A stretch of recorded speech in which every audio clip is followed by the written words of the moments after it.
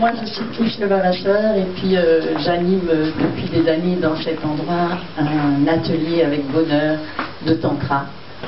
Et mon expérience, on m'a demandé de parler de moi, alors je parle de moi. J'avais 4 frères et j'étais la plus petite de 4 frères. Ça veut dire que j'ai détesté les hommes pendant très longtemps. Je leur ai fait, j'étais plutôt belle à l'époque, et je leur ai fait payer très cher d'avoir eu 4 frères. Donc merci la thérapie, j'ai fait un grand nettoyage avec ça et j'ai pu aimer les hommes à nouveau, les regarder, les honorer au moment même où j'en avais plus besoin, ce qui est un bonheur aussi. D'accord? Donc voilà, tout ça, ça m'a permis de prendre une distance et puis peut-être de pouvoir en parler différemment et peut-être de me retrouver dans une situation où pour moi un homme il a sa place et notre secret, nous femmes, c'est de l'honorer. La femme, elle a sa place et le secret de l'homme, c'est de l'honorer. Je trouve que les hommes sont plus doués que nous pour ça.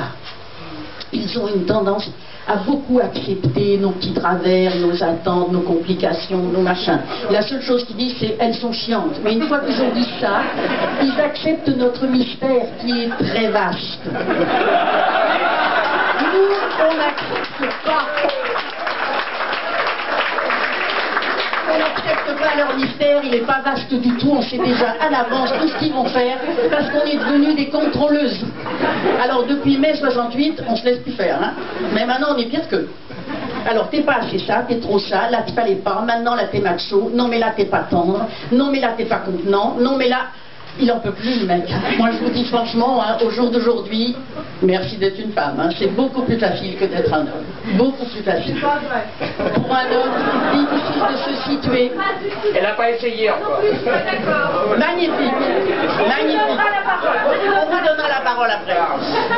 Alors, pour moi c'est plus facile parce qu'être un homme aujourd'hui, il faut être contenant, tendre, solide, prévenant, attentionné, dans une énergie magnifique, qui prend des décisions, qui s'occupe des choses, qui tient le problème en main.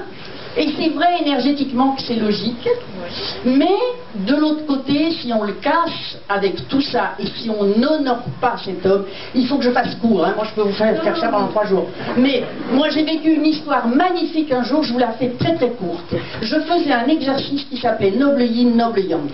Lui, il est noble yang, moi je suis noble yin et je suis à son service.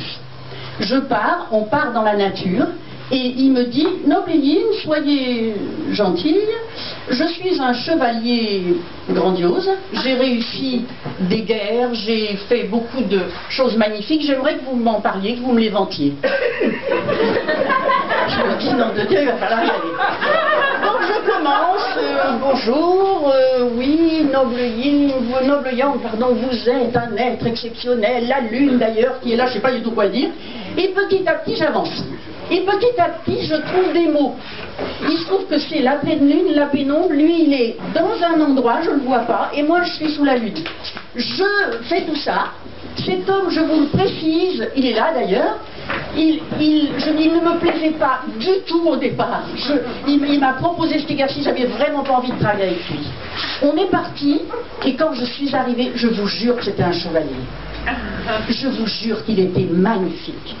Je vous jure qu'il était... Pourquoi tout à coup j'ai compris quelque chose pour le reste de ma vie?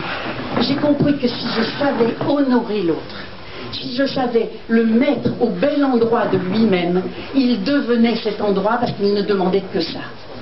Et c'est ce qu'on demande toute la journée aux hommes, si vous regardez bien. On leur dit, tu m'as pas dit que j'étais belle, tu t'es pas rendu compte que j'étais sortie de chez le coiffeur, tu n'as pas vu que j'avais fait un bon dîner, etc., etc., etc. On leur reproche ça, alors qu'on ne le fait jamais. D'accord? Alors, ok, moi je... Félix? Voilà. Moi je tiens une théorie. Un homme, c'est solide, pénétrant, actif, c'est yang. On parle énergie là. Une femme, c'est liquide, je la mets là pour l'instant, hein, liquide, réceptif, passif.